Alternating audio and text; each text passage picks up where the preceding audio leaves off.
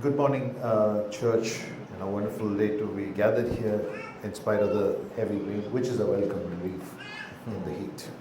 सुंदर समय है और एक बहुत सुंदर अवसर भी है कि हम इस प्रकार इकट्ठा हो पाए। बारिश हो रही है और एक तरीके से अच्छी बात है, बहुत ज़्यादा गर्मी हो रखी थी। Our tendency as human beings is to judge whenever a gift is given to us by the value or the price tag of the gift, and that's why we remove the price before we give any gift.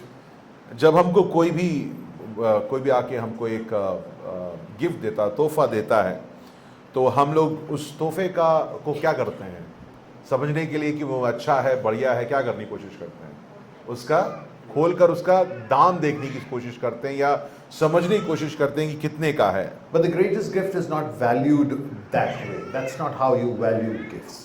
मगर आप अपने जीवन में जब आप एक सच्चा एक तोहफे को आप पाते हैं तो आप उसका मूल्यांकन कुछ इस प्रकार नहीं करते हैं। You get the worth of your gift in what they accomplish for you or what they do for you. आप जो करते हैं उसके लिए जो आपके लिए वो जो करता है उसके अनुसार जो है वो आप उसका मूल्य समझने की कोशिश करते So हैं। whether it be a small gift or a big gift, high value gift or a small value gift, how it affects you, impacts you emotionally, physically, however you want to see that decides the worth of the gift. तोहफा कुछ भी हो सकता है, उपहार कुछ भी हो सकता है, मगर निर्भर इस प्रकार करता है उसका मूल्य का जो आप मूल्यांकन इस प्रकार करते हैं कि वो तोहफे का या उपहार का आपके ऊपर क्या प्रभाव पड़ रहा है, आपके शारीरिक जीवन पर या आपके ऊपर भावनात्मक रूप से वो कैसे प्रभाव दे रहा है, उस सब के आधार पर आप उसका सही मूल्य को निकालते हैं। So this morning I'm going to talk about the gift which flows out from the grace of God. और आज सुबह प्रिय अजीजों हम लोग उस उपहार उस तोहफे की बात करना चाह रहे हैं जो परमेश्वर के अनुग्रह से निकलता I है। entitle my sermon by the grace of the one man. और आज सुबह का शीर्षक मैं कुछ इस प्रकार रखना चाहता हूं, एक व्यक्ति के अनुग्रह के कारण। Last week we looked at what the one man's sin did to us. पिछले हफ्ते हमने देखा कि एक व्यक्ति के पाप ने हमारे जीवन में उसका क्या प्रभाव हुआ, How that one man's one act of sin causes condemnation to many. और एक व्यक्ति के एक कार्य से हम सब पूर्ण मानव जाति अपराध के अंदर आ गया। We were invaded, plundered. हमारे ऊपर आक्रमण हुआ, घुसपैठ हमारे ऊपर किया गया।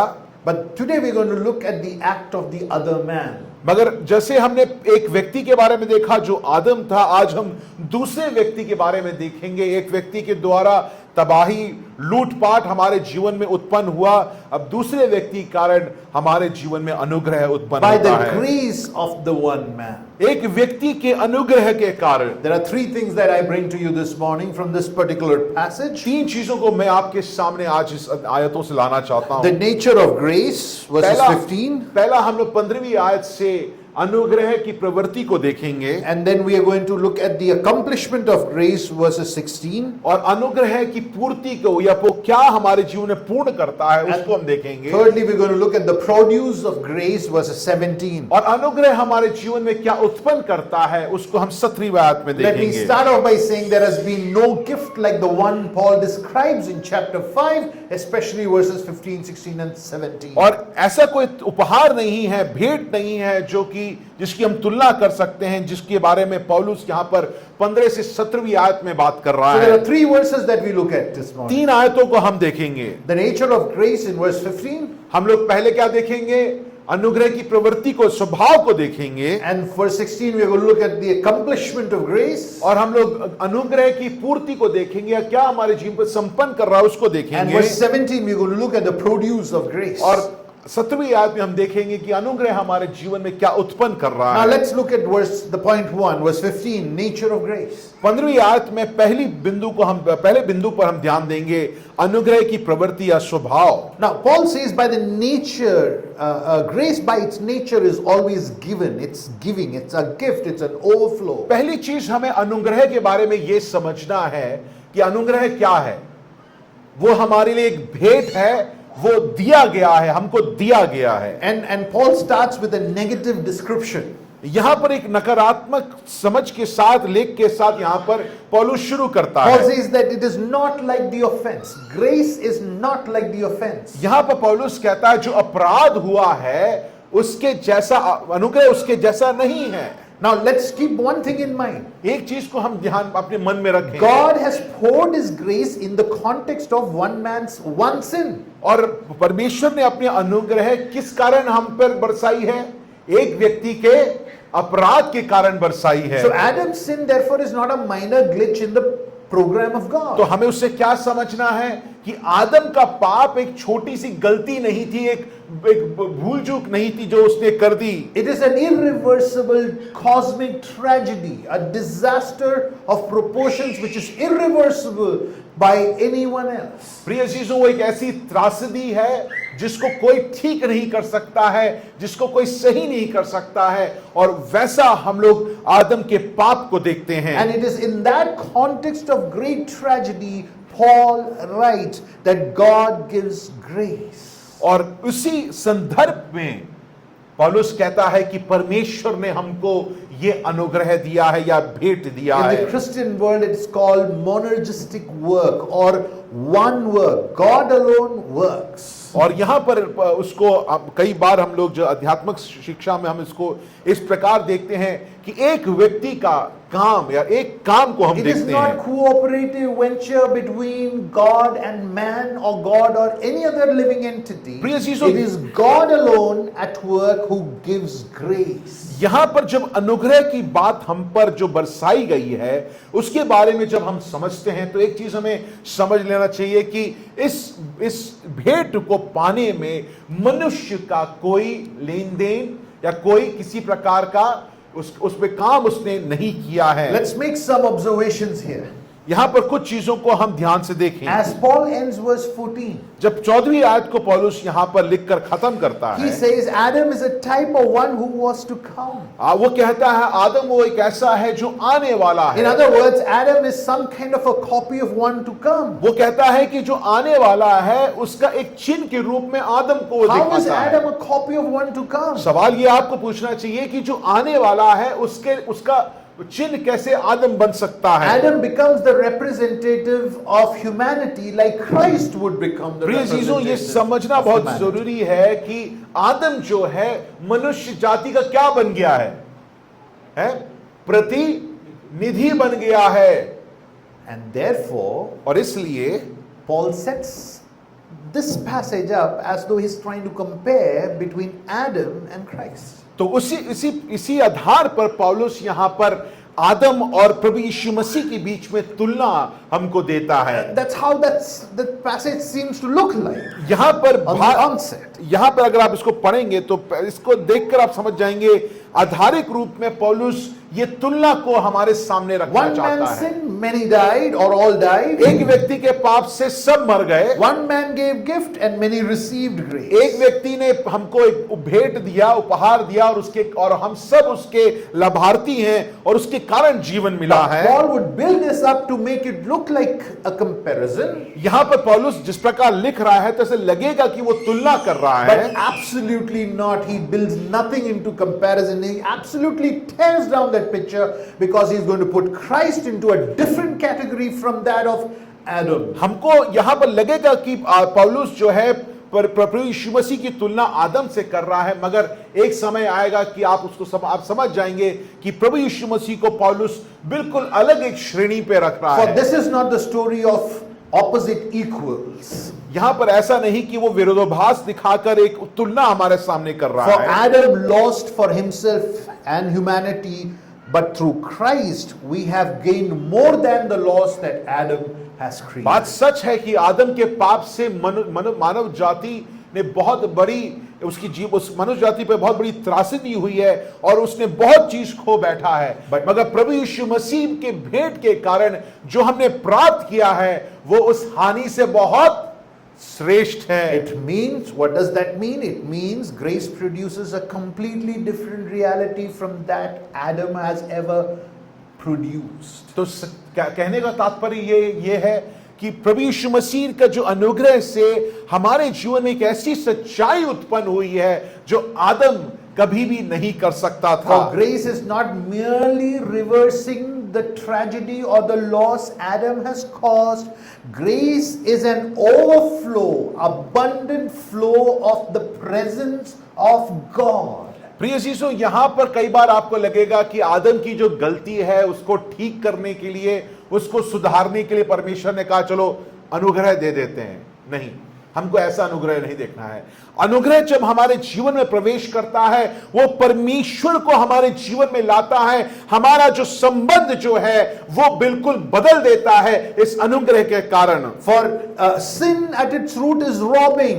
क्योंकि पाप जो है उसका अगर आधारिक रूप में देखा जाए तो वो लूटना है। For Adam in its trespass did not just fail, but he took life away from humanity. जब आदम ने पाप किया तो वो विफल नहीं हुआ, उसने मनुष्य मानव जाति से जीवन को ही ले लिया। But grace is not sin in reverse. और मगर अनुग्रह जो है वो पाप विपरीत में पाप को या पाप को विपरीत करना नहीं है। It is not God making up for the loss Adam has caused. ये ऐसा नहीं कि परमेश्वर अनुग्रह देकर जो हानि हमने आदम के कारण झेली है उसको वो ठीक करना चाहता Grace है। is not God's repair work into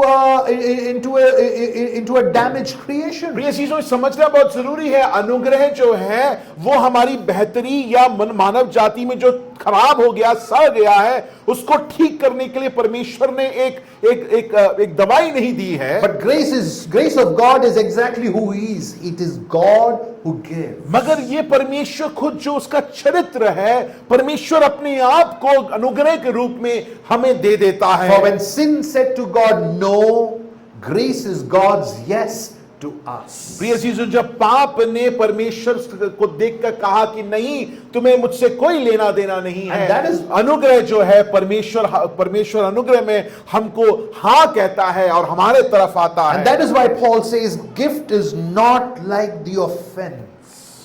यहां पर वो कहते, इसलिए पौलुस इस तुलना को हटाते हुए क्या कहता है कि जो भेंट हमें मिला है वो अपराध जैसा नहीं है। And underline that, for gift is not like the offense. प्रिय चीजों, इस बात को आप रेखांकित करिए।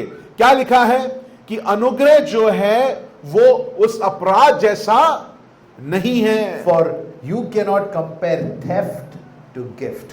One is theft, the other is gift.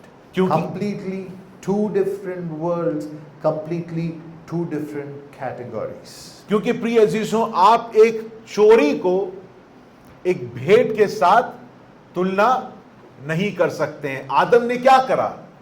चोरी करी, और मगर परमेश्वर ने हमको वो भेंट या तोहफा दिया है। For grace, Paul says, the grace of God and the free gift by the grace of the one man Jesus flows towards us. और यहां पर वो कहता है कि परमेश्वर का अनुग्रह और जो वरदान जो है जो हमें भेंट जो दिया गया है वो प्रभु यीशु मसीह के द्वारा हमारे पास आता For है। grace is the fountain, क्योंकि अनुग्रह जो है वो अपने आप में एक सोता है, and gift is the stream which comes to us. और जो भेंट जो है वो झरना है जो हमारे तरफ आता है। Therefore, it is prime and foremost responsibility of a believer to not reduce their Christian faith and grace as a mere act of kindness and forgiveness. It's much, much and much more than that. प्रिय चीजों, इसलिए हम सबको बड़ा ध्यान देना है। CPF Dwarka के हर विश्वासी कभी भी अपने विश्वास को और खासकर परमेश्वर के अनुग्रह को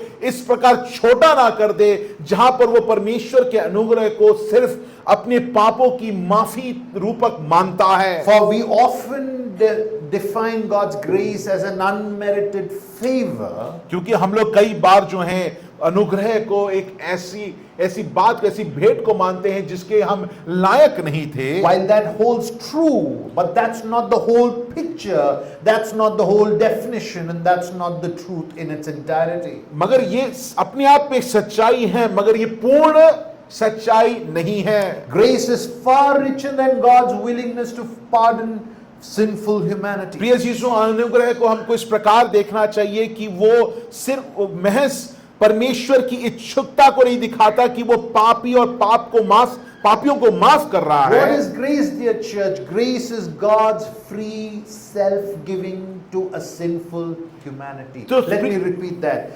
Grace is God's free self-giving to humanity. प्रिय चीजों, पाप सिर्फ महज हमारे अनुग्रह सिर्फ महज हमारे पापों की माफी नहीं, अनुग्रह फिर क्या है आप ये पूछेंगे। अनुग्रह क्या है? अनुग्रह एक ऐसा भेंट है जहां पर परमेश्वर अपने आप को देता है। Grace is therefore not merely the cancellation of our debt that we owed in our sin, but the giving of God Himself into the life of fallen, broken people like us. तो प्रिय चीजों, जब हम अनुग्रह के बारे में सोचते हैं तो याद करिए, ये सिर्फ महज हमारे पापों के कर्ज की माफी नहीं है। अनुग्रह जो है परमेश्वर का, वो इस प्रकार आप परिभाषित करिए, अनुग्रह में परमेश्वर हमारी पापों की माफी करता है, हाँ, मगर उससे बड़ी बात क्या है? परमेश्वर अपने आप को हमारे जीवनों में, हम जो पापी टूटे हुए बिन आशा के लोग थे, उसमें अपने आप को देता है। Yes, forgiveness is glorious. सच बात है कि माफी जो है वो महिमित है, सुंदर है। Yes, that we are rescued is a glorious reality. हमारा उद्धार हुआ है, हमारे बचाए गए हैं, वो अपने आप में महिमा की योग्य सुंदर बात But है। forgiveness or salvation or redemption is just the door opening to a greater reality of a welcome and invitation to commune with a living Almighty God. प्रिय चीजों, हमारे पापों की माफी, हमारा उद्धार अपने आप में बहुत महिमित और सुंदर बात है, मगर याद रखें कि वो महज एक दरवाजा है जो परमेश्वर खोलता है, और उस उद्धार के द्वारा, उस माफी के द्वारा परमेश्वर हमको अपने पास एक संबंध में बुलाता है। Let me ask you a question. मैं एक सवाल आपसे पूछना And I चाहता would हूं, like an answer. मैं चाहता हूं कि आप उत्तर जरूर दें। What is eternal life? अनंत जीवन का क्या मतलब है? Eternity with God. Okay. Any other answer? Gifts of God. Okay, I want each of us to turn to 17:3 of the book of Gospel of John.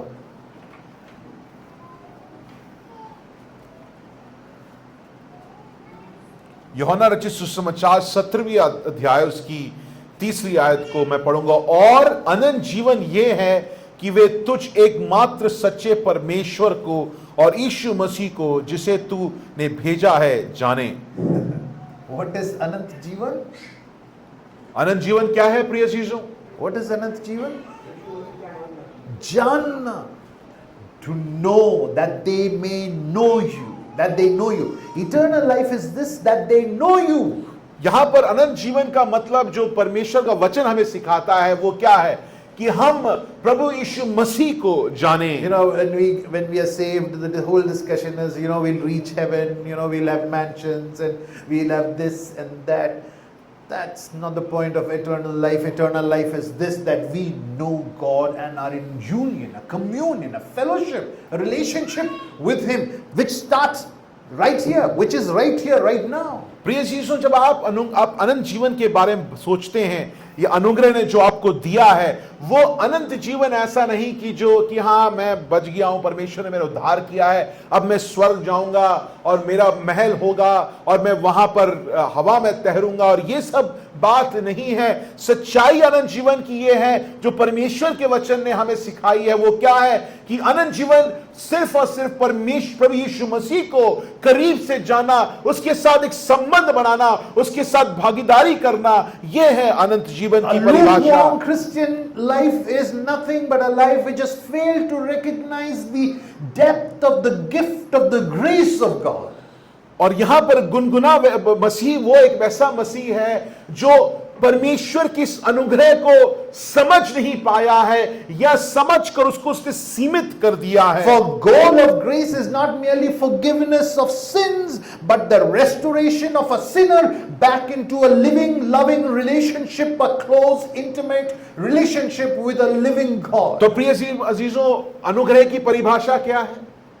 अनुग्रह की परिभाषा सिर्फ हमारे पापों की माफी से समाप्त नहीं होती है। अनुग्रह की परिभाषा है कि पापों की माफी के द्वारा परमेश्वर ने अपने तरफ एक दरवाजा खोल रखा है जिससे हम प्रवेश करते हैं और उसके साथ क्या रचते हैं, एक संबंध उसके साथ हम बनाते हैं, उसके साथ हम रहते हैं, उसके संबंध, घनिष्ठ संबंध में और हम अपने जीवन में को जीते हैं। Therefore, Christian faith is not the faith of moksha. It's the faith of an intimate bond with a living God. तो इसलिए मसीह जीवन जो आप मसीह धर्म को जब आप देखते हैं तो उद्धार की बातें सिर्फ नहीं हो रही हैं कि मुझे बस उद्धार मिल जाए, मोक्ष मिल जाए। यहां पर परमेश्वर आपको मोक्ष के साथ क्या दे रहा है? कह रहा है मेरे साथ संबंध बनाओ, एकाएक संबंध मेरे साथ तुम बनाओ। That is why he names God, Jesus Christ, in verse 15, making it not an impersonal force. Grace is not an impersonal force, rather a person named Jesus Christ. और यहां पर 15वीं आयत में पौलुस ऐसा नहीं कहता है कि अनुग्रह जो एक सामग्री है, जहां पर जो स्वर्ग में एक सामग्री पड़ी हुई है और जब परमेश्वर को जरूरत हो तो सामग्री उठाकर लोगों को देता है, ऐसे लिखा है। अनुग्रह क्या है? सामग्री नहीं है। अनुग्रह कौन है? प्रभु यीशु मसीह है जो आपके और हमारे जीवन में प्रवेश करता है। Therefore, life is not based on karma or chance, which is, which will set itself in a right or wrong direction.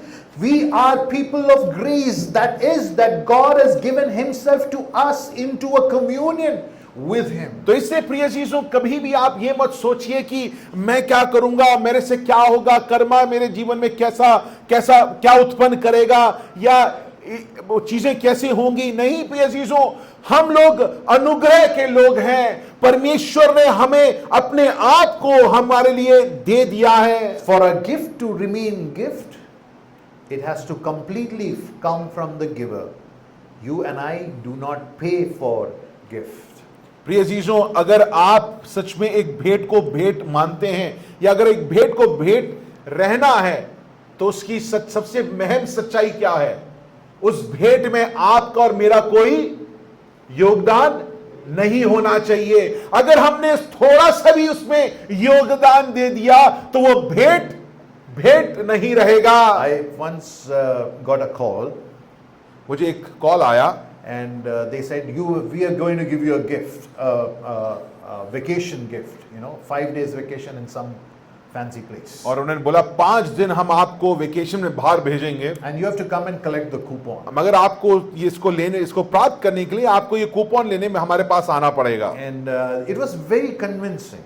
और जिस प्रकार वो बात मुझसे बोला जा रहा था, मैंने बहुत बढ़िया तरीके से बोला गया। I went to that place और मैं वहां कूपन लेने के लिए पहुंचा and I talked with them, और मैंने उनसे बातचीत करी and they gave me, the gift, the coupon, और उन्होंने मुझे ये कूपन दिया। and then they said, उसके बाद उन्होंने बोला, you have to buy our membership. उन्होंने बोला ये सब तो ठीक है मगर आपको ये मेंबरशिप हमसे खरीदना पड़ेगा। You have the gift, आपके पास ये गिफ्ट तो है, ये भेंट तो है, हमने दे रखा but है, 50,000 for membership. मगर 50,000 रुपए जो है आपको मेंबरशिप का देना पड़ेगा। That's how some of us live a Christian life. प्रिय चीजों, हम आज अपने मसीह जीवन को कुछ इस प्रकार जीते The हैं। giver is not asking anything, जो देने वाला है परमेश्वर हमसे कुछ नहीं मांग रहा, but we live transactionally. मगर हम लोग जो है लेन देन के हिसाब से अपने जीवन को जी रहे आप हैं। ये कर दो, मैं ये कर दूं. You do this and I will do that. But that's not the gift of Christian life. मगर ये परमेश्वर मसीह जीवन का वरदान या भेंट नहीं है। For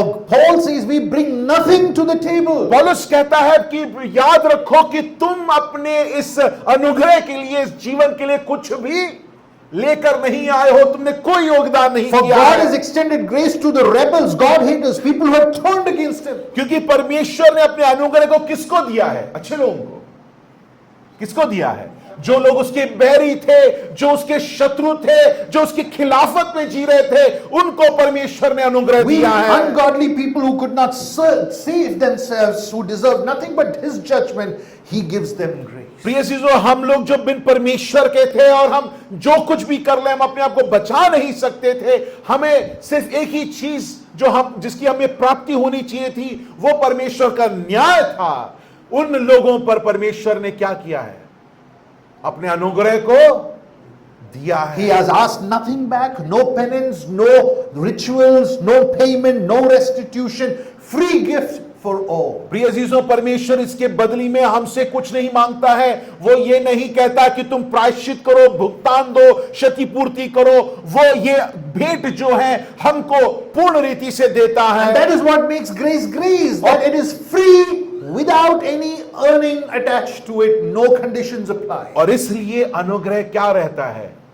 अनुग्रह ही बनकर रहता है। जहां पर अनुग्रह में आपने भेंट, योगदान, क्षतिपूर्ति, कहीं भी कुछ भी आपने जोड़ दिया, तो अनुग्रह क्या हो जाएगा? अनुग्रह नहीं रहेगा। Or while Paul would speak about the invader, intruder who invades, he speaks about grace as a deluge, a flood, a flow, overflow to many in last line of verse 15. और 15वीं आयत में एक तरफ जब वो पहले पाप के बारे में बात करता है कि उसने हमारे जीवन में घुसपैठ कर कर हमें लूट मार करके खराब खत्म कर दिया है, उसी वक्त में 15वीं आयत में पौलुस कहता है ये अनुग्रह एक बाढ़ के रूप में हमारे और आपके जीवन में प्रवेश करता है। Grace is God act, प्रिय not God and man act. प्रिय जीसो, अनुग्रह जो है सिर्फ परमेश्वर का किया है, उसमें मनुष्य का कोई योगदान Our नहीं है। redemption is not God's act plus man's act. It is God's act and God's act alone. प्रिय जीसो, हमारे उद्धार में सिर्फ परमेश्वर का हाथ है, परमेश्वर ने ही कार्य किया है, उसमें मनुष्य का कोई योगदान नहीं है। And therefore Paul says it overflows into our life. और इसलिए वो कहता है कि यह हमारे जीवन में बहता है। He does not say God repaid or God just balanced or repaired. It says overflow. यहां पर पौलुस ये नहीं कहता है कि परमेश्वर ने देखा अच्छा तुम्हारा इतना बनता है, चलो इतना अनुग्रह ले लो, है तुम्हारा जितना है तो इतना और अनुग्रह ले लो। क्या करता है परमेश्वर? परमेश्वर हमारे जीवन में अनुग्रह को बाढ़ रूपक हमारे जीवन में भर देता है, डाल देता है। वो अधिकाई में, जो यहां पर हिंदी में लिखा गया अधिकाई या भरपूरी में, वो हमको देता है। There's a limit to what you can rob, but there is no limit to what you can give. You understand what I'm saying? You can only rob what is there. आप जब चोरी की बात करते हैं तो चोरी की भी एक सीमा होती है। अगर 100 रुपए है तो आप 200 रुपए चुरा सकते हैं? नहीं ना, 100 रुपए ही चुरा पाएंगे।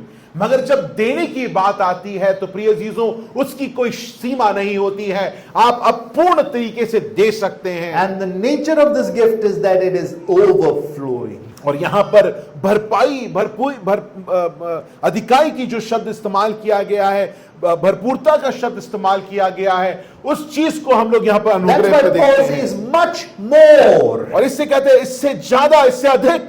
Much more did the grace of God. वो कहते हैं इससे बहुत अधिक परमेश्वर का अनुग्रह There's है। a doubling impact of, comparison, much more beyond what you can and I can imagine. वो यहां पर कहता है कि तुम्हारे सोच के से ऊपर, उससे अधिक तुमको परमेश्वर ने दिया है। And this morning we need to grab and grasp the much moreness of grace. प्रिय जीसो, ये प्रेम की, ये अनुग्रह की अधिकाई जो है, इसको हमको अपने जीवन में सचमुच समझना बहुत जरूरी है। And Paul, in Greek he uses two words for the word gift.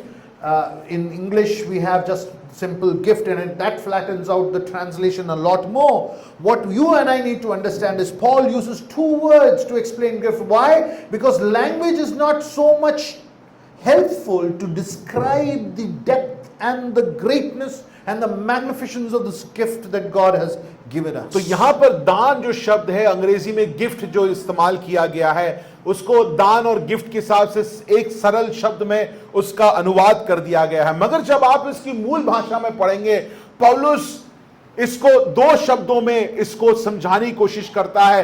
कहने का तात्पर्य यह है कि पौलुस जो अपने जीवन में अनुग्रह की जो भार को महसूस करता है, वो अपने लेख में वो समझ में आता है कि वो उसको शब्दों में सीमित नहीं कर पा रहा है, शब्दों से परे है जो वो परमेश्वर के अनुग्रह को देखता है। So what does Paul say? Sin took, but grace gives and gives abundantly, far and beyond. और वो क्या कहता है हमसे?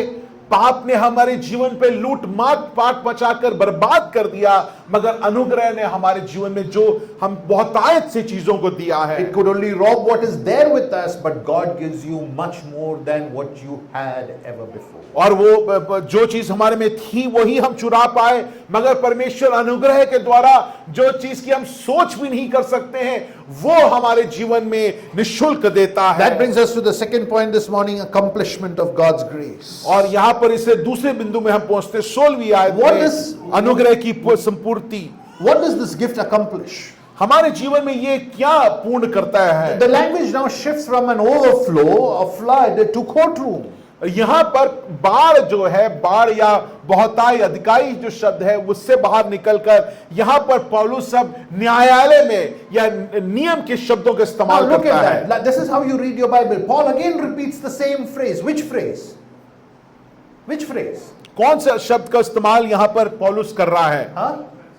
Huh? Yeah, phrase. Which phrase? Phrase. That's a word. Phrase. Line. What line? It is not like. Again repeats. यहां पर पौलुस जो है 5वें अध्याय में बातों को बार बार दोहरा रहा है, जिससे कि हम चीजों को कहीं ऐसा ना हो कि हम अनदेखा कर दें। यहां पर फिर से वो कह रहा है ऐसा नहीं। He says, in case you missed it, you need to know and remember and cement it in your head. It is not like trespasses. और वो इस बात को कह रहा है कि अगर तुमने इस बात को देखा नहीं, समझा नहीं, मैं फिर बोलना चाहता हूं। क्या बोलना चाहता हूं? कि ये अनुग्रह जो है अपराध जैसा नहीं है। For Adam's one trespass gives one verdict, condemnation. क्योंकि आदम के जो पाप अपराध ने हमारे ऊपर एक शब्द को उत्पन्न किया है, वो क्या है? कि हम सब अपराधी हैं। For one sinned and brought condemnation. एक ने पाप किया और हम सब अपराधी ठहरे। It's not a guilty feeling. Paul is not describing a sense of feeling. Yeah. It's a legal word, a legal sentence pronounced by a judge, condemned. यहां पर हमारे अंदर की भावना की बात नहीं कर रहा है कि हमारे अंदर अपराध बोध उत्पन्न हो रहा है। पौलुस यहां पर न्यायालय नियम का शब्द इस्तेमाल कह रहा है कि एक न्यायाधीश तुम्हारी गलती को देखकर क्या कहता है कि तुम दोषी हो, तुम अपराधी हो। One trespass, one judgment, one verdict. Verdict is condemnation. एक पाप, एक उसका न्याय, और वो न्याय क्या है? कि हम सब अपराधी हैं। A single act of rebellion by Adam was enough to place all of humanity, he as the federal elder of the humanity, under God's judgment. प्रिय अजीजों, हम इस बात को बार बार समझते हैं, समझना जरूरी है। आदम के एक कार्य से पूर्ण मानव जाति इस पाप के घेरे में और इस अपराध के अधीन आ गया। That's the deepest problem of humanity. और आज मनुष्य की सबसे बड़ी दिक्कत यह है, It's not just that we are morally broken and wounded and assailed by sin and all of that. The major problem humanity faces is that there is a problem of legal standing before a righteous judge who is God himself. आज ऐसा नहीं कि हम लोग सिर्फ कमजोर हैं और हम लोग हमारे घाव हमारे जीवनों में बहुत सारा हो गया है, या हम नैतिक रूप से हम टूट चुके हैं। प्रिय चीजों, समस्या ये है कि हमारे दिलों में एक अपराध का न्यायाधीश ने दे रखा है, और परमेश्वर के सामने हम सब अपने ही रीति में क्या रहेंगे? हमेशा अपराधी ठहराए जाएंगे।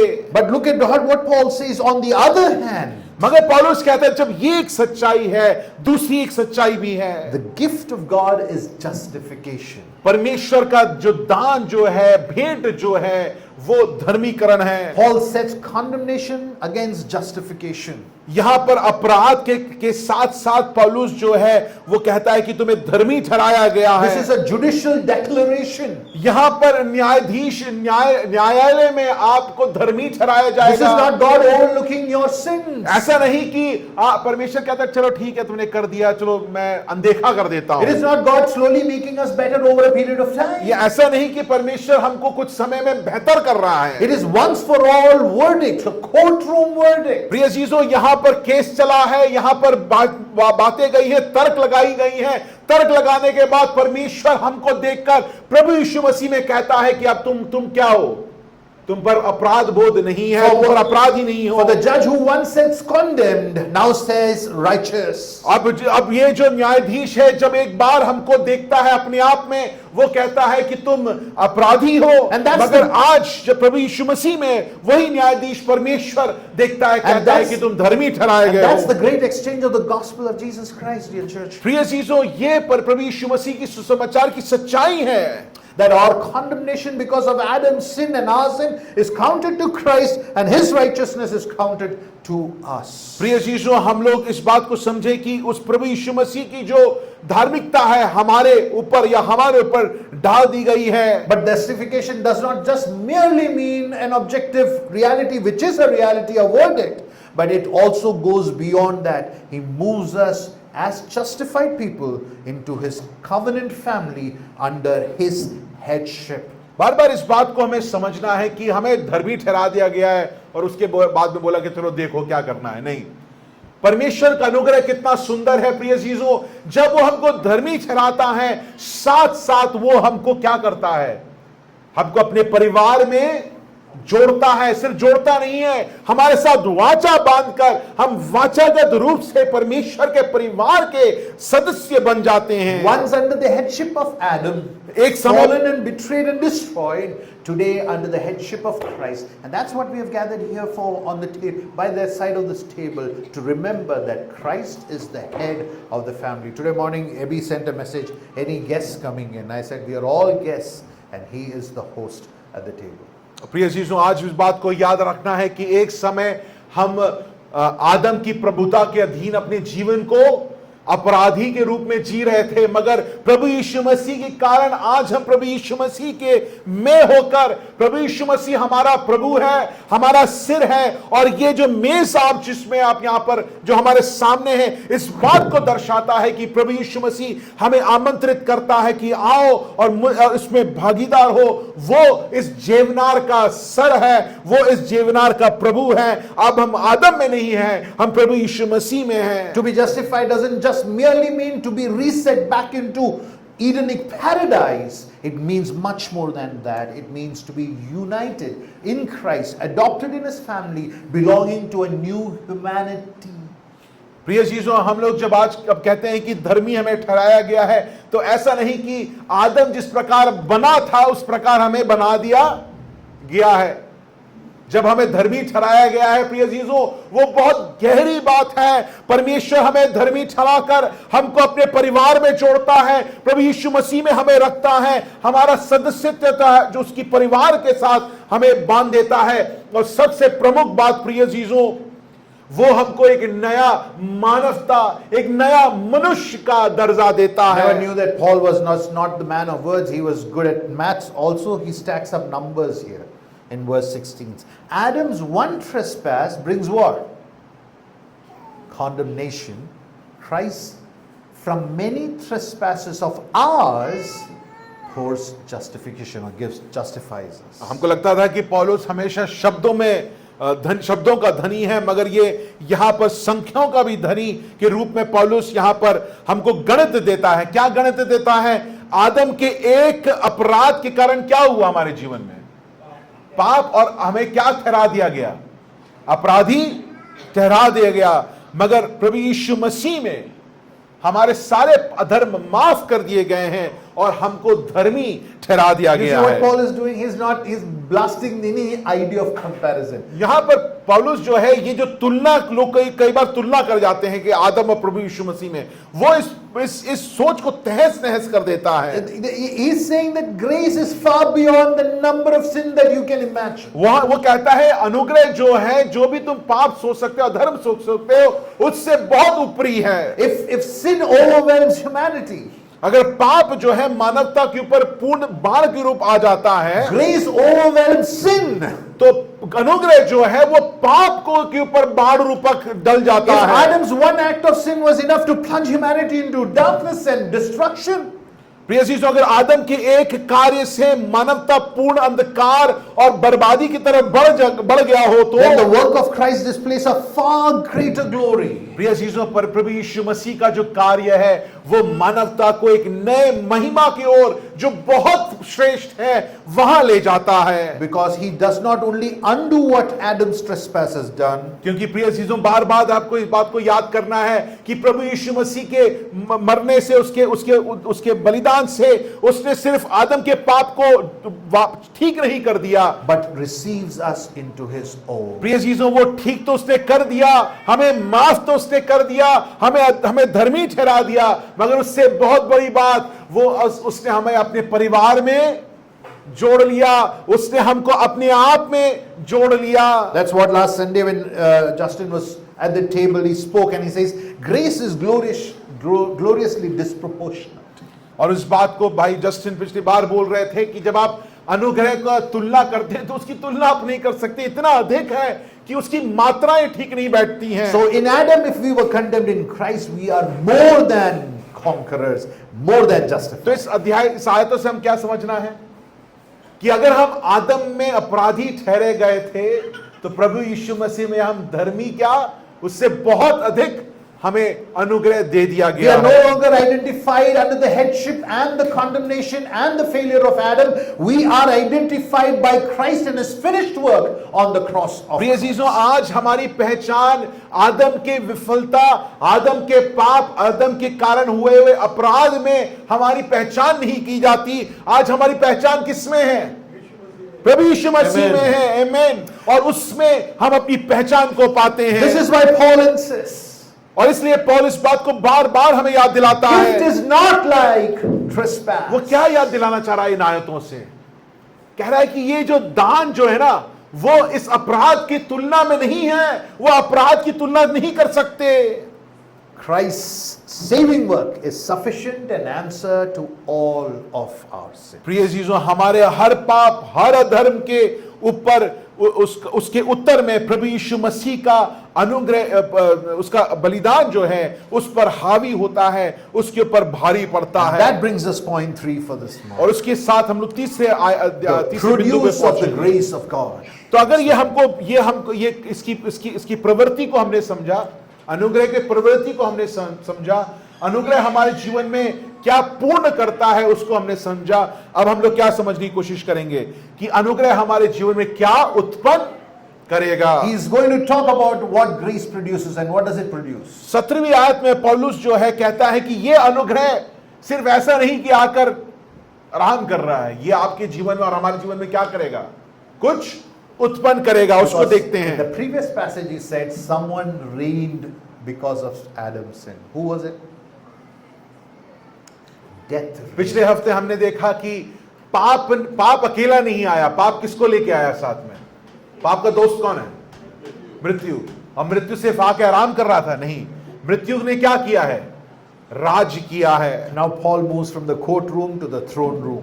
अब वो न्यायालय से निकलकर वो उस सिंहासन पर पहुंचता है। Adam, by the virtue of his actions, had enthroned a tyrant. और आदम ने अपने कामों के कारण एक शैतान को सिंहासन पर राजन कर दिया। Now look at what Paul says. यहां पर देखिए पौलुस क्या कहता He है। says in the previous verses, that did not happen, that did not come, it reigned, death reigned. और वो कहता है कि पाप सिर्फ ऐसा, मृत्यु ऐसा नहीं कि आया, वो हम पर राज्य कर रहा है। Death reigned in verse 17, death reigned. और इस बात को कहता है कि मृत्यु ने राज्य किया। But in verse 17, last line, मगर आखिरी भाग में देखिए, life, we reign in life. वो कहता है कि हम लोग जीवन में हम राज्य करेंगे। देखिए आप सब पढ़ रहे हैं 17वीं आयत की आखिरी भाग। पहला भाग में क्या है? कौन राज्य कर रहा है? मृत्यु ने उस एक ही के द्वारा क्या किया? राज किया। उसके आखिरी में देखिए अब क्या लिखा है? अर्थात यीशु मसीह के द्वारा अवश्य ही अनंत जीवन में राज्य करेंगे। Death had authority over every child born in this world. प्रिय चीजों, मृत्यु जो है हर एक नवजात शिशु के ऊपर अधिकार करता है। उस समय जैसे ही बच्चा पैदा होता है, उस समय से ही उस अधिकार के अधीन में वो बच्चा We रहता dealt है। with the aspect of death in the last sermon, and you may go back and listen to it. For the paucity of time, let me go. Christ not only overthrew death, यहां पर अगर मृत्यु के बारे में हमने पिछले हफ्ते बात किया, मगर यहां पर जब हम प्रभु यीशु मसीह को बात देखते हैं, उसने ऐसा नहीं कि पाप को हरा दिया, but establishes a greater reign. वो एक और बड़े राज्य को, उस राज्य से और बड़े एक राज्य को वो स्थापित करता है। Notice what Paul says, and carefully note this. यहां पे देखिए पौलुस क्या कहना चाह रहे हैं, ध्यान से देखिए। In other words, Paul is saying Christ does not merely dethrone death, which has authority over every person born in this world. यहां पर वो कह रहा है कि प्रभु यीशु मसीह ऐसा नहीं कि सिर्फ मृत्यु को सिंहासन से उतार देता है, He says much more. वो कहता है इससे अधिक Will those who receive the abundance of grace will reign in life. वो कहता है कि जिन्होंने अनुग्रह पाया है वो अनंत जीवन में राज्य What is करेंगे। Paul saying? पौलुस यहां पर क्या कह रहा है? One who are subject to death, कह रहा है एक समय जो तुम मृत्यु के अधीन थे, you will become rulers in life. प्रभु यीशु मसीह के मृत्यु बलिदान के कारण तुम क्या करोगे? अब अनंत काल में, अनंत जीवन में राज्य करोगे। You know, grace does not just snatch us from death. प्रिय जीसो, अनुग्रह ऐसा नहीं कि पाप के मुंह से हमें बचा लेता है, It does not just merely dethrone death. वो सिर्फ मृत्यु को सिंहासन से उतार नहीं देता है। What does it do? वो क्या कर रहा है? Who reigns? कौन राज्य कर रहा है? Verse 17. Who reigns? Gift of righteousness reign in life through the one Christ Jesus. प्रिय चीजों, अर्थात यीशु मसीह के द्वारा अवश्य ही अनंत जीवन में राज्य करेंगे। We are enthroned. Not Yes. just death is dethroned, but we are enthroned along with Christ. प्रिय चीजों, अब ऐसा नहीं कि मृत्यु के मुंह से हमें बचा लिया गया है या मृत्यु को राजगद्दी से उतार दिया गया है। प्रिय चीजों, प्रभु यीशु मसीह अब सिंहासन पर राज कर रहा है, और उसके साथ कौन राज कर रहा है? हम और आप राज कर रहे It's a हैं। beautiful verse, dear church. बहुत ही सुंदर एक आयत है। Everyone who has received, जिसने भी इसको पाया है, the word there is super abundant grace. If you notice in your Bibles, it would mention as verse 17 as abundance of grace. आप देख रहे हैं हिंदी बाइबल में, अगर आप देखेंगे तो जो लोग अनुग्रह और धर्म रूपी वरदान, उसके बाद क्या इस्तेमाल किया गया है शब्द? वरदान को थोड़ा सा पाते हैं, क्या लिखा है? बहुत आयत से पाते हैं। Grace is not barely enough, but super abundant. That's the Greek word. It's not merely abundant. It is super abundant. प्रिय चीजों, यहां पर अनुग्रह का जो शब्द मूल शब्द में लिखा गया है, वो हमारे लिए थोड़ा सा नहीं दे दिया गया या अधिक मात्रा में नहीं दिया गया है। अनुग्रह प्रभु यीशु मसीह में एक बहुत आयत से, जिसकी कोई कल्पना नहीं की जा सकती, उस मात्रा में हमको अनुग्रह दे दिया What is गया Paul है। saying? यहां पर पौलुस क्या कह रहा है? Justification or salvation is not merely the end of the story. It's just the doorway to something fabulous, something greater. वो कह रहा है कि तुम्हारा उद्धार और तुम्हारा धर्मी ठहराना वो कहानी की समाप्ता नहीं है, वो शुरुआत है, एक दरवाजा है जो परमेश्वर खोल A रहा judge है। who now declares us righteous just does not leave us there, but welcomes us to share his kingdom and reign with him. प्रिय चीजों, वो न्यायाधीश जिसने हमें अपराधी ठहराया था, अब प्रभु यीशु मसीह में हमें धर्मी ठहराता है। वो वहां पर अपना न्याय को बोलकर खत्म नहीं करता, वो हमको धर्मी ठहराने के बाद हमको क्या करता है? आमंत्रित करता है कि आओ मेरे साथ तुम राज्य करो। In Christ, whatever is lost in Adam is not just restored, but you are given to reign.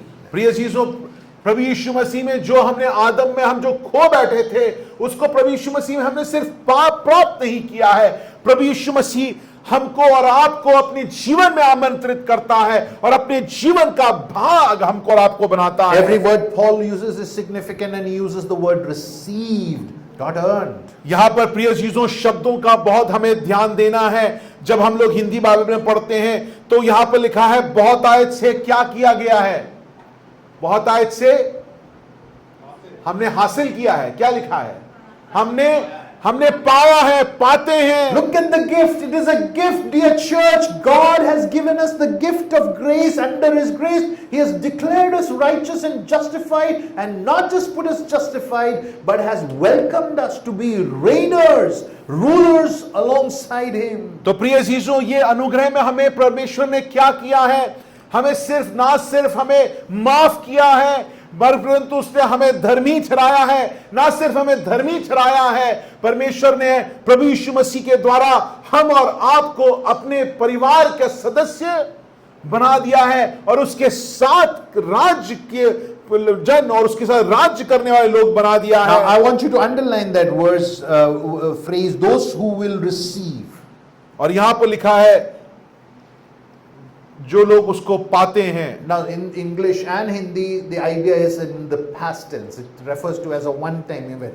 But in the Greek grammar, it's present active indicative. It's a present tense usage, which means the translation should go like this: those who are receiving the grace of God. तो यहां पर हिंदी और अंग्रेजी में जो अनुवाद जब इसको करा गया है तो क्या लिखा, अनुवाद किस किस किस काल में किया गया है? बहुत आयत से पाते हैं, है ना? पाते कौन सा है, कौन सा व्याकरण है? भूतकाल, है ना? भूतकाल में मतलब ये काम हो चुका है। मगर आप अगर मूल भाषा में इसको पढ़ेंगे तो वहां पर मूल भाषा का जो शब्द है वो वर्तमान का शब्द लिखा गया है। अगर उसको हम सही में सही रूपक अनुवाद करें तो यहां पर इस प्रकार इसको पढ़ा जाएगा कि तो जो लोग अनुग्रह और धर्म रूपी भेंट बहुतायत से पा रहे हैं। Exactly. Paul is not merely referring to the moment of conversion. यहां पर पौलुस यहां पर यह नहीं कह रहा है कि जिस समय तुमने प्रभु यीशु मसीह में विश्वास किया। He is referring to our identity as Christians who receive the grace of God even now as we continue to प्रिय live. चीजों, वो कहता है कि ये अनुग्रह तुमने जब तुम परमेश्वर की तरफ तुम परमेश्वर ने तुमको पाया, जब तुमको परमेश्वर ने उद्धार तुमको मिला, सिर्फ दान अनुग्रह का दान तुमको सिर्फ उस समय नहीं मगर अब भी जब तुम जीवन जी रहे हो हर वक्त ये दान ये अनुग्रह तुमको दिया जा रहा For the है। hymn writer says, for the grace that has brought me safe thus far will lead me home. और गीतकार कहता है जो अनुग्रह ने जो हमको मुझे यहां पर सुरक्षित लेके आया वो मुझे उस स्वर्गीय घर तक लेकर जाएगा। And that's the point here in this passage. प्रिय चीजों, इस भाग का सबसे महत्वपूर्ण बात यह है, Adam reached out to take what was forbidden. प्रिय चीजों, आदम ने वो चीज खाने की कोशिश करी जो उसको मना किया गया But था। we are invited with open hands to stretch out our empty hands and receive the grace of God, not just at the point of conversion, but even today. It is grace at the table. It is grace when we open our Bibles. It is grace when we pray, and it is experience of God's grace all through our life. प्रिय चीजों, ये बहुत जरूरी है कि हम समझें कि जो हमने खो बैठे थे, जो हमको नहीं मिला था, अब हम लोग जो आदम ने चुरा लिया था, मगर अब हम परमेश्वर के पास अनुग्रह में हम वो चीजों को प्राप्त करते हैं जो हमारे जीवन में हमारे जरूरतों से अधिक है। सिर्फ हमारे जब हमने प्रभु यीशु मसीह में विश्वास किया उस समय ही ये अनुग्रह हमको नहीं दिया गया है, ये अनुग्रह हमको अभी भी मिलता है जब हम प्रार्थना करते हैं, जब हम वचन पढ़ते हैं, जब अपने जीवनों को जीते हैं। यह अनुग्रह हमारे जीवन में बहुत आयत से डाल दिया जा रहा So है। what is the gift of grace at the end of the day? तो प्रिय चीजों, आप इस सवाल पूछेंगे कि अनुग्रह का ये दान भेंट का मतलब क्या है? Gift of grace is the life not just justified and rescued and saved, but a life abundant in Christ as we continue to live under His headship and not the headship of Adam, and therefore empowered to fight sin together as a church, declaring that we are co-reigners with Christ Jesus. प्रिय चीजों, इसका मतलब क्या है? ये हमारा जीवन शैली को पूर्ण रीति से बदल देना चाहिए। हम जिस प्रकार जी रहे थे वैसे हम जी नहीं सकते हैं। ये अनुग्रह हमारे जीवन में सिर्फ हमारे जब हमने विश्वास किया तभी नहीं मगर हमारे जीवन के हर क्षेत्र में ये विश्वास प्रवेश करता है और अब हम परमेश्वर की प्रभुता में अपने जीवन को उस जिस प्रकार वो चाहता है उस प्रकार हम जीते हैं। हम लोग अब पाप के दासत्व में नहीं, हम शैतान के दासत्व में नहीं, हम परमेश्वर की प्रभुता में अपने जीवन को जीते हैं। प्रिय अजीजों, कुछ लोग अपनी मसीह जीवन ऐसे जीते हैं जैसे उद्धार हुआ, अनुभव हुआ, बपतिस्मा हुआ, उसके बाद कहते हैं चलो अब स्वर्ग में मिलेंगे, बाकी आप अपना देख लो। there are few people who live like this, that they think that, you know, I'm saved, now I'm going to heaven, I don't care about anything else, that's all that matters. Gift is not like trespass. प्रिय चीजों, भेंट जो है वो अपराध जैसा नहीं है। God did not measure out grace in careful proportion. यहाँ परमेश्वर ने, जैसे हमने याद किया ना, परमेश्वर ने ऐसा नहीं, अच्छा जो नवीन को 20 ग्राम है, उन थोड़ा सा जस्टिन को 30 ग्राम दे देंगे। यहाँ पर मात्र नाप तोल के परमेश्वर ने हमको अनुग्रह नहीं दिया। Flowed, it was lavish, it प्रिय was चीजों, super abundant. बाढ़ क्या है? बाढ़ को आप रोक सकते हैं? बाढ़ की आप गणना कर सकते हैं? नहीं।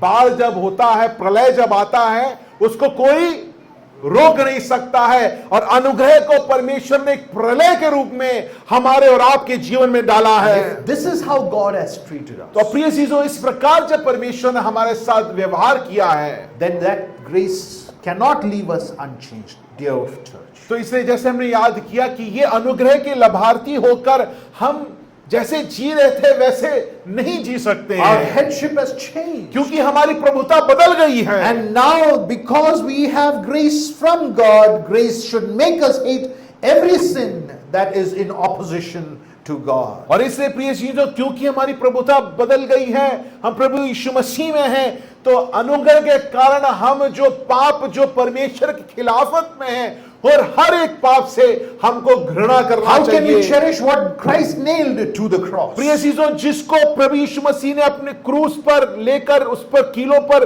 वो पापों को ठोक दिया, उससे हम कैसे प्रेम कर सकते Grace is हैं? not the permission to tolerate sin, it is the power of God to turn against what God hates. प्रिय चीजों, जिस अनुग्रह जो है वो पाप के साथ जीने के लिए नहीं दिया गया है। Grace is there.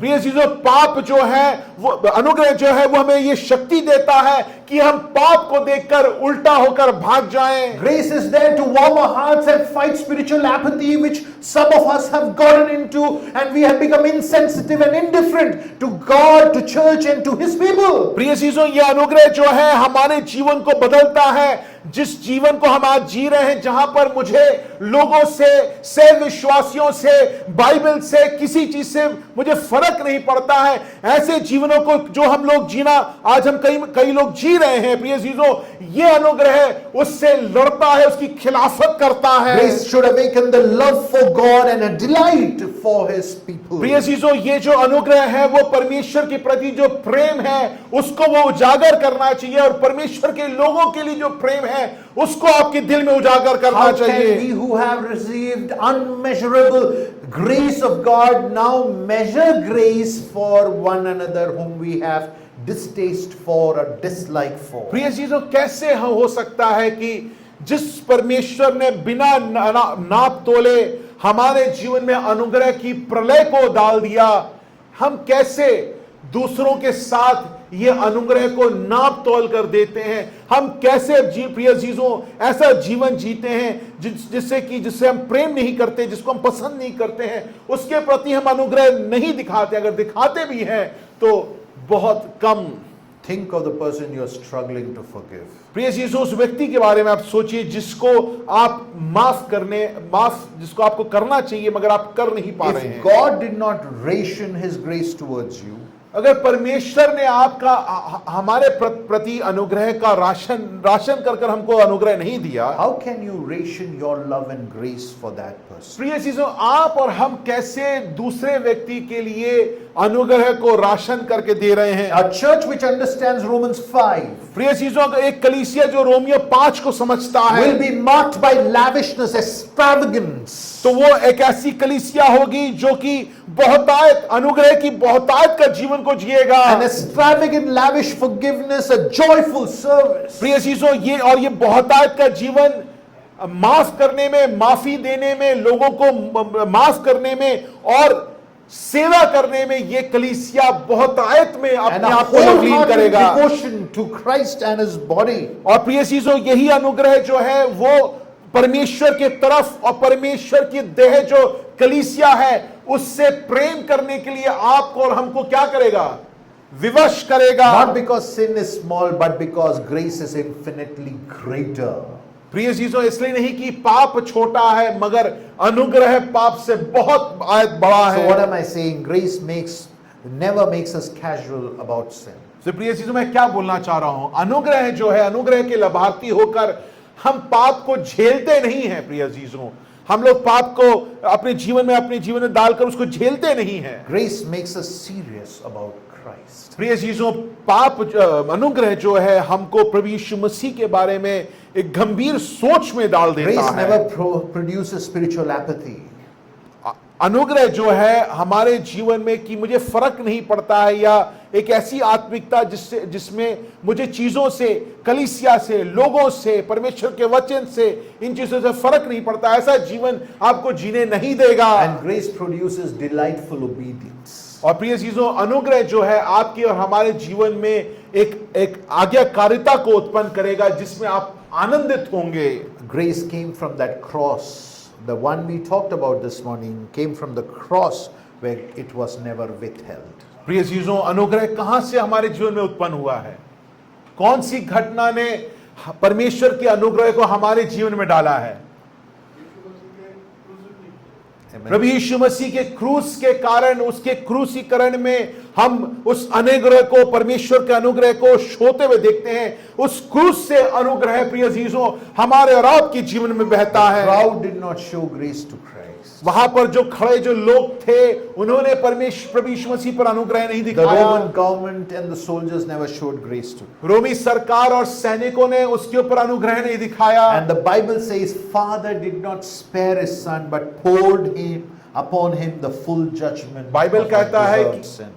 बाइबल कहता है कि पिता ने अपने पुत्र को बख्शा नहीं, परंतु पूर्ण संसार के पाप को अपने पुत्र में डाल दिया। There was one man who deserved the love of God. प्रिय अजीजों, अगर एक व्यक्ति जो परमेश्वर के प्रेम का लायक है, It was Jesus. वो प्रभु यीशु मसीह है। He shouldn't have been on that cross. वो उस क्रूस पर नहीं होना चाहिए He था। received no overflow of grace उस on that cross. क्रूस पर उसने उस अनुग्रह की बाढ़ का महसूस, वो अनुभव ही नहीं हो He पाया। drank the cup of wrath. वो उस दंड के, उस प्रकोप के, उस प्याले को वो पी गया, And Father turned his face away और उस क्रूस पर पिता ने अपनी आंख को फेर so लिया। that you and I would receive the overflowing cup of grace. प्रिय चीजों, जिसके कारण आप और हम इस अनुग्रह के बहुतायत का जो प्याला को हम पा सकें। He heard the no from God for ours, which our sins deserved. प्रिय चीजों, उसने हमारे पाप के लिए जो मनाई थी, घृणा था, उसको उसने ले लिया, So that we could hear God's yes, a gracious yes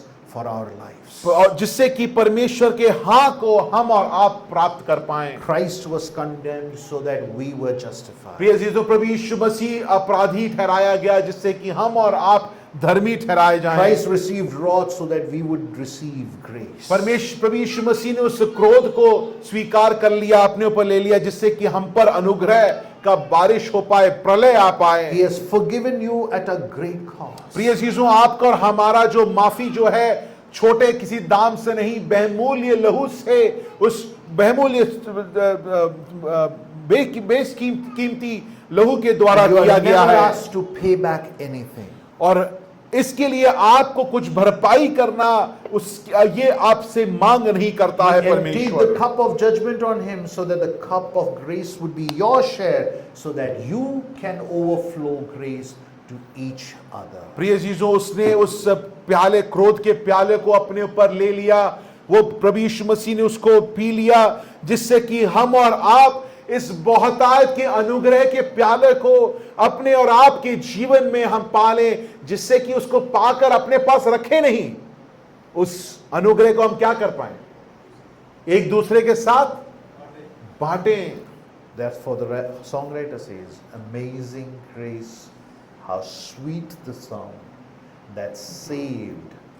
And observe the next two words: "A wretch like me, I once was lost, but now I'm found.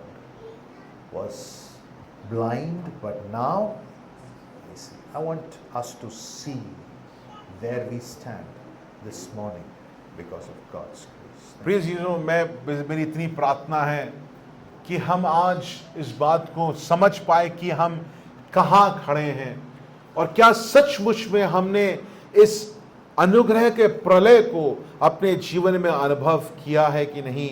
इस बात को समझना और मानना हमारे जीवन में और आपके जीवन में बहुत ज़रूरी है। मैं निवेदन करूँगा सिंगिंग टीम से, if we can sing the song.